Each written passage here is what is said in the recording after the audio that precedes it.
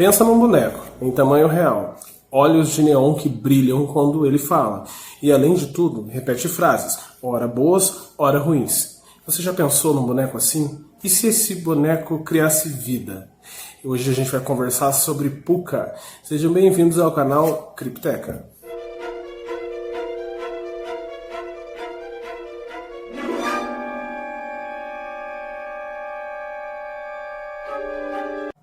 Em 2018, uma série da Blumhouse chamada Into the Dark veio para as plataformas de streaming. Essa série tinha um conceito diferenciado e nesse conceito a produtora teve a ideia de lançar 12 filmes em uma única temporada. Esses 12 filmes seriam um por mês e cada um deles teria como temática o feriado nacional em questão. Isso então tem episódio do Ano Novo, do Natal, da Páscoa e até mesmo feriados locais, como o Dia da Independência dos Estados Unidos, o Dia da Ação de Graças. E é essa a pegada, geralmente com um diretor diferente do outro, para trazer para nós filmes de terror independentes. E é nesse contexto que surge no terceiro episódio de 2018 o Pucca. O Pucca ele veio para o episódio do Natal e, como eu falei, o Pucca é um boneco conhecido com um ursinho de pelúcia que ele repete frases que as crianças falam. Não só as crianças, qualquer pessoa que esteja ao redor do ambiente ele repete. Só que ele repete frases aleatórias, então não tem como você saber qual frase ele vai repetir. E ele tem duas modalidades. Quando ele acende a luz neon azul nos seus olhos, ele está bem humorado, então logo ele fala frases bondosas. E quando ele acende a luz vermelha de neon, ele já não está tão bem humorado assim, repetindo frases que não são tão agradáveis.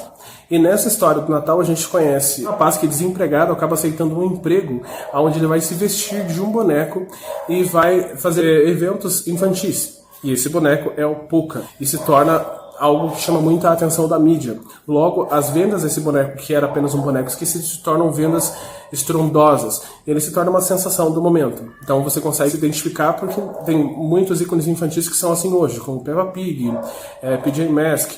Então ele tem toda essa similaridade. Um boneco meio estranho, que agrada apenas ao público infantil e que se você como adulto analisa não faz nenhum sentido. Ele é um boneco que não tem lógica de designer. Ele ao mesmo não é um urso, não é uma pessoa, ele é um bicho completamente distinto. Porém, quando esse personagem acaba usando a roupa desse boneco por muito tempo, ele acaba se perdendo a sua própria identidade, logo ele não é reconhecido como o profissional que ele é só reconhecido como o cara que veste a Pucca, e ele começa a ver que as suas ações elas também são modificadas. Então ele começa a ter pesadelos estranhos, com aquele boneco com as luzes vermelhas de neon acendendo em seus olhos dentro do seu quarto. Ele começa também a ter rompantes de violência sem sentido. E aí as coisas começam a soar um pouco estranhas. Em determinado momento do filme, esse rapaz acaba meio que se apaixonando, e aí que as coisas começam a piorar cada vez mais, porque ele consegue ter o relacionamento que ele queria, um relacionamento perfeito, porém, a cada vez mais, esse transtorno de bipolaridade acaba excedendo o limite. Então, em alguns momentos, a gente consegue ver uma narrativa parecida com Jekyll e Hyde, enquanto ele é o ser humano comum, ele é um cara normal, só que quando essa roupa do Pucca toma conta dele, não é nem quando ele veste a roupa, é quando essa roupa toma conta dele, ele acaba se tornando uma pessoa com uma psicopatia sem fim. Esse, para mim, é um dos melhores episódios dessa primeira temporada do Into the Dark.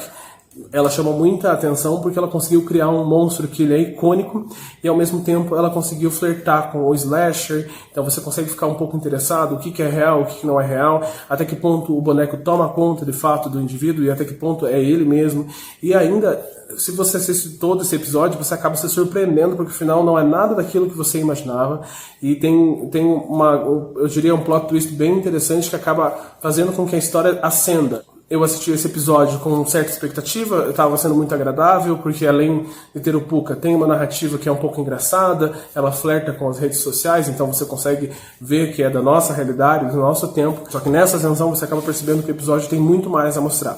A direção é do Alejandro Brugues e o roteiro do Ryan Coppel. Eles não têm muitos trabalhos que chamem a atenção, mas nesse primeiro trabalho vale muito a pena conferir. E a série foi renovada para a segunda temporada, e tamanho foi o sucesso de Pucca que ela também retorna junto com essa renovação. No quarto episódio, a gente conhece o episódio Pucca Vive. E nesse episódio, logo nos 10 primeiros minutos, a gente vê um tom um pouco mais agressivo com a origem desse personagem tão icônico. Origem que, confesso, é muito parecida com a origem de outros bonecos assassinos, como Annabelle, Chuck. com essa origem meio nebulosa e meio misturada com realidade e ficção. E esse episódio vai abordar a vida de um rapaz que é destruída após ele sofrer um cancelamento virtual. O rapaz se chama Derek e após ele sofrer essa retaliação, ele volta para sua cidade, que é Spring Valley, e voltando para lá, ele acaba trabalhando na equipe de marketing da Puka, que já é uma marca muito conhecida. E pelo fato dele se sentir um fracasso após a sua vida toda ser afundada virtualmente, ele acaba criando uma espécie de creepypasta na internet, meio que numa brincadeira com amigos, como se não quisesse fazer nada, mas como ele já trabalha com marketing, essa creepypasta é muito bem criada, e nela ele cria um ritual, onde quem fizesse esse ritual faria a Puka se vingar dos inimigos. Então, nesse ritual, a Puka pune os maus e absolve os bons. Porém, o que era para ser só brincadeira acaba se tornando um pesadelo quando as pessoas que fizeram esse desafio começam a ser assassinadas por um boneco mascarado. Nesse episódio a gente vai ter discussões que eu acho que são muito importantes, como a discussão do cancelamento virtual e como isso realmente pode acabar com a vida de uma pessoa, e também sobre a importância que nós damos para a nossa vida virtual em comparação com a nossa vida real. Então é um episódio que, mais uma vez, ele traz uma discussão mais profunda sobre temas muito atuais, como, por exemplo, a futileza das relações na internet e também essa relação entre like e socialização. O que eu posso deixar ressaltado para vocês é que Puka, tanto na sua primeira sequência quanto na segunda, vale muito a pena e você pode conferir elas em várias plataformas virtuais. Então, mais uma vez, eu agradeço a vocês por ter assistido até aqui. E caso você tenha interesse em assistir, eu vou deixar o link dos 2 trailers para vocês terem uma noção do que fala esses episódios específicos. Então, até mais, pessoal.